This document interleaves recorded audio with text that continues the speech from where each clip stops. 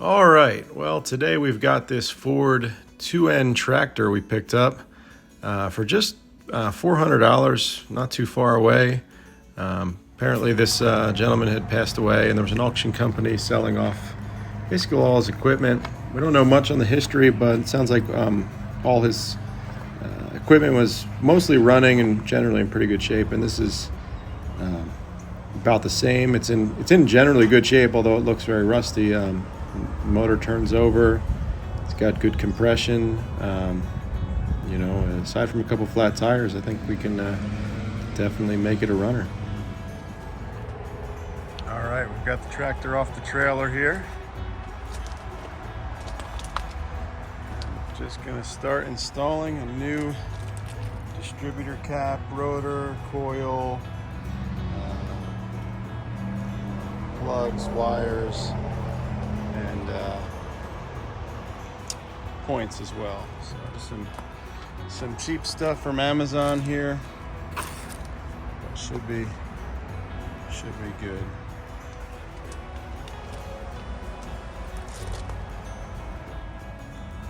Right, first things first. Actually, let's get the wire off the coil.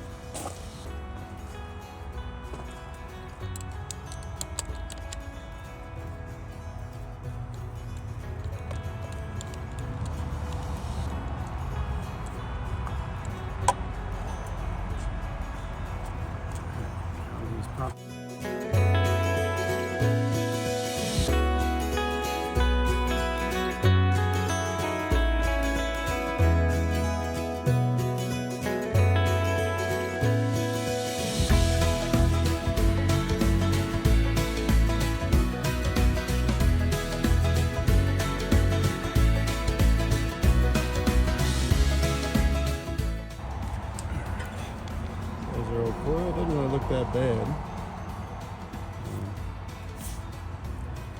No markings on it. No cork gasket, so it's probably pretty old. Anyway.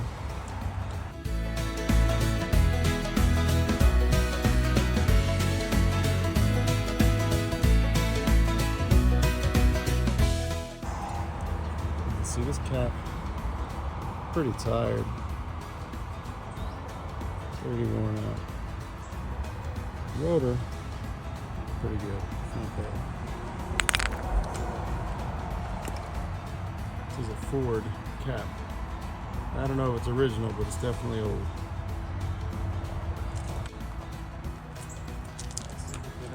Open. You know, they say these tractors are really easy to work on. They are simple, but they aren't.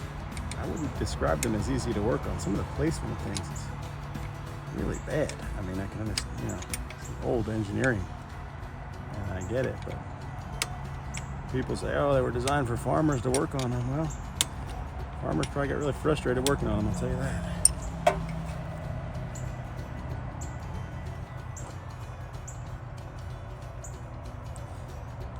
It's coming out. All right, we got that slid in. Got this little bolt started. Again, you can see how stupid this is. You can't even get a straight shot on this. Stuff like that. It's like, what were these people thinking? I don't care what year they engineered this. I don't know.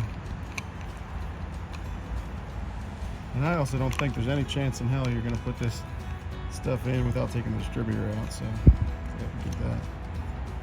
I guess that's really tight. Whatever. All right, let's get these retaining nut or bolts or screws back in.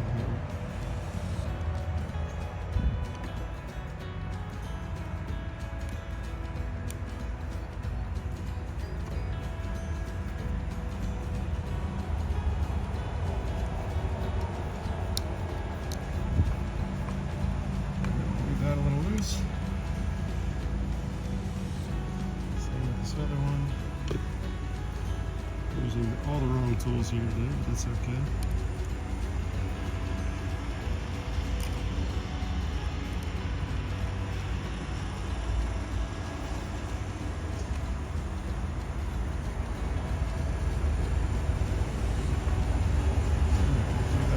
So, alright, we're gonna set the point gap now so you can see how it kind of works. So pretty clearly it's way too big right now. So we'll just go ahead and adjust that. Alright, let's put this felt or this paper thing back in here. And we're gonna put the oh, no, we're not gonna do that. We're gonna put the rotor on first.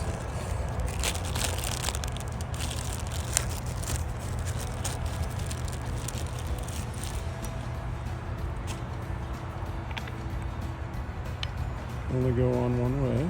Great. I think that's on right. Oh, no, it wasn't. Now it's on right.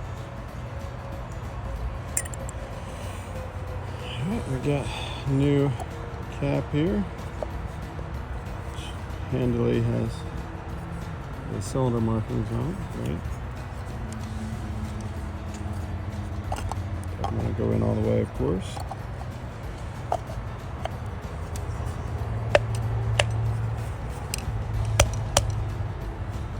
I think that's good. Snap it on. I'm assuming I can get this in all assembled, but we'll find out soon enough here, huh? Alright, this is the new coil. Looks pretty, well, looks like the old one. Sort of. Alright. Just gonna kind of visually make sure that those things look like they're gonna make contacts in the right areas. And you know what? Is there no gasket on this? There's nothing, so I'm gonna steal the old one.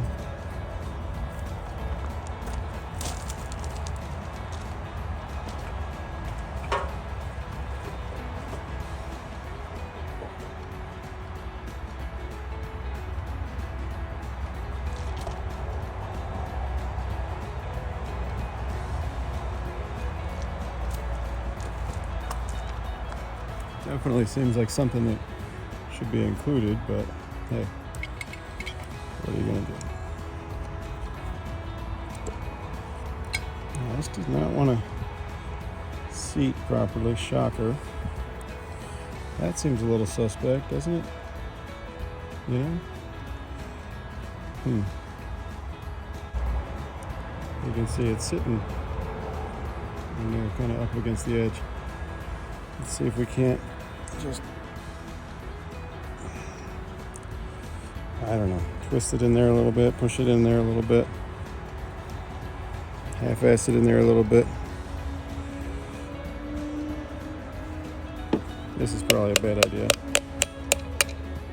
Oh, well, capacitor's no longer attached to the,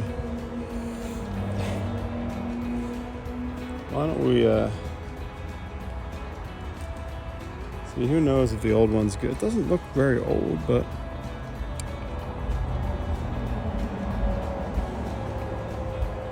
I'm assuming that ground is needed, but let's just put it together and see what happens. Or see if it'll go together now.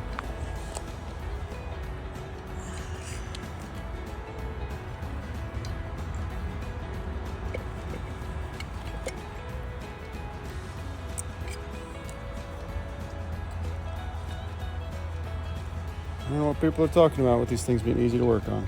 Nothing's easy to work on with this so far. This might be easier to do in a tractor, honestly. Alright. That's kind of shitty. It's not really seated here. But I guess that's what you get with shitty aftermarket parts. Maybe. Well, let's throw it on and see what happens. See if we can jam it in here. That's the first question. Might not be able to assemble. Oh, yeah, you got it. Now we're gonna have to line this up. There's like a key in the crank we need to line up to. Pretty close.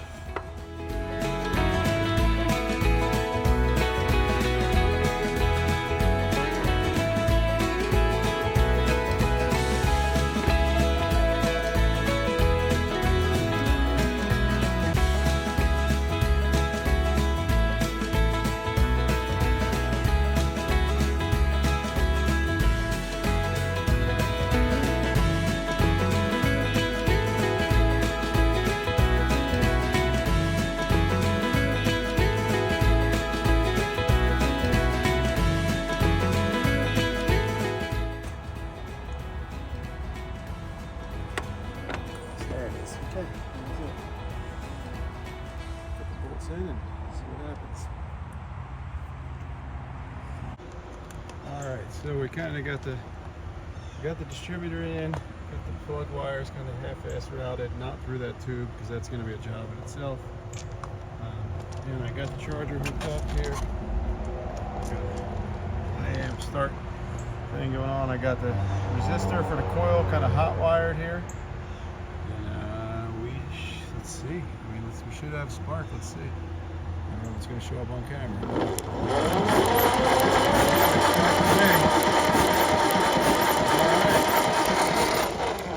That's a great sign. Well, let's get her get the spark plugs put in. Spray some starter fluid at it and see if she fires. Alright, we're about ready to fire her up. I'm just going to see if she'll fire with some starting fluid here. So hopefully I have some starting fluid left in this thing. Let's see.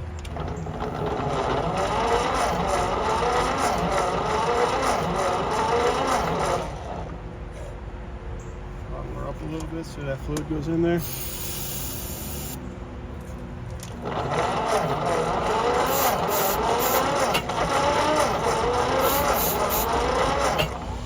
Backfire there. All right, so at this point, we didn't really have any success getting this thing running this way. It did fire once or twice, but it was tough. I struggled a lot with the starter. These tractors use a Bendix, so as soon as the one cylinder fires, it kicks the Bendix back and the starter just freewheels. What I eventually had to do was basically run the thing on 12 volts to get it to spin fast enough and once I did that, it just fired right up, which we'll see later on. Now we're out here in the field. Yep, tractor was stuck. Had to yank it out here with the Jeep. Luckily this old TJ's beast did it with no problem. So this was actually just a random detour. I got my other tractor stuck when I was trying to clear some of this reed grass out in the wetlands we got. But then we moved back to the other tractor and got her running here.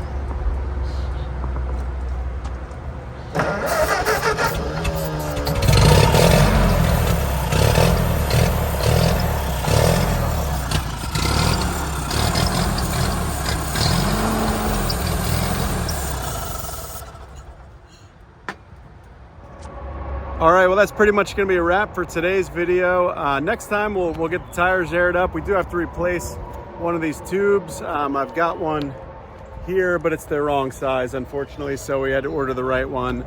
We'll also get the gas tank cleaned out and get that hooked back up so we can actually drive the thing around and see what it can do. Really looking forward to getting this thing running and making it usable. Maybe maybe I can actually put it to use with that brush hog there, or maybe that box plate would be perfect to pull those. So yeah, but for now, just make sure your push notifications are on and hit that like and subscribe button, and we'll see you next time.